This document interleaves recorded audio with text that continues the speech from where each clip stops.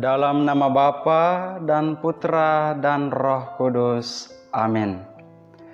Saudara-saudariku terkasih, kasih itu menghidupkan, kasih itu membebaskan, kasih itu membahagiakan. Setidaknya itulah gaungan yang paling terdengar keras ketika membaca Injil hari ini. Penginjil Lukas pada hari ini mengisahkan kepada kita mujizat penyembuhan yang dilakukan oleh Yesus kepada seorang wanita yang telah 18 tahun dirasuk roh jahat dan reaksi yang muncul dari tengah-tengah orang banyak setelah mujizat penyembuhan itu terjadi. Kisah penyembuhan itu berawal ketika Yesus memanggil wanita itu dan berkata, "Hai ibu, penyakitmu telah sembuh."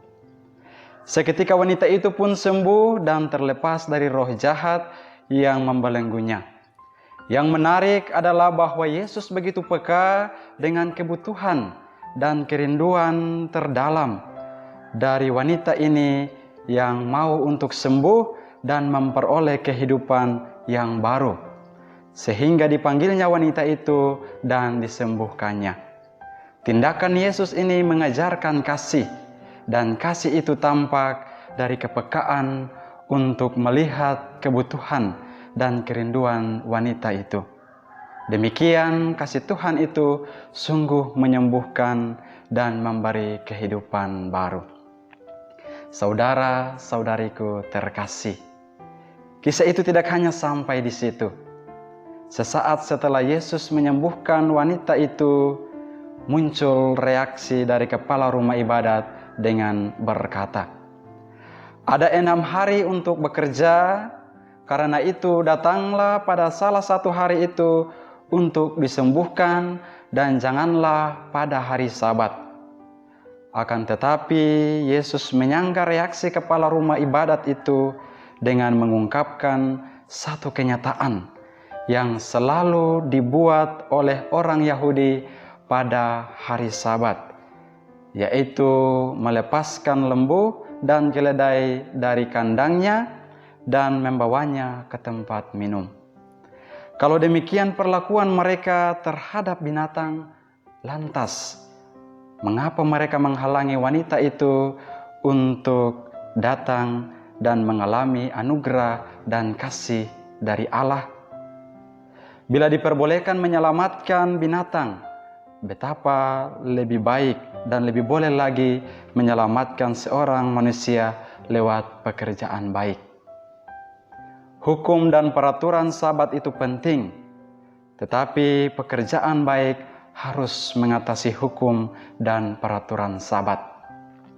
Sanggahan Yesus sekaligus menunjukkan prioritas Yesus pada kasih Allah yang ditunjukkan lewat pekerjaan-pekerjaan baik yang menyelamatkan jiwa-jiwa dan membebaskan dari belenggu yang jahat.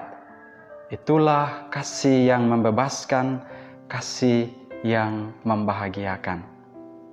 Saudara-saudariku terkasih, pesan Injil hari ini kiranya jelas bagi kita.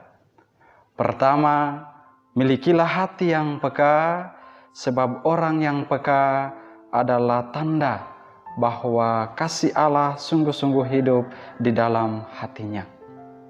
Dengan kasih itu, kehadiran kita akan sungguh menggugah dan memberi kehidupan, membebaskan dan memberi kebahagiaan bagi orang lain. Yang kedua adalah sebuah ajakan bagi kita sebagai pengikut Kristus untuk senantiasa menaruh prioritas kita kepada kasih. Sebab barang siapa hidup dengan kasih, hidupnya akan selalu dipenuhi dengan pekerjaan-pekerjaan baik. Semoga rahmat Tuhan menolong kita sekalian. Dalam nama Bapa dan Putra dan Roh Kudus. Amin.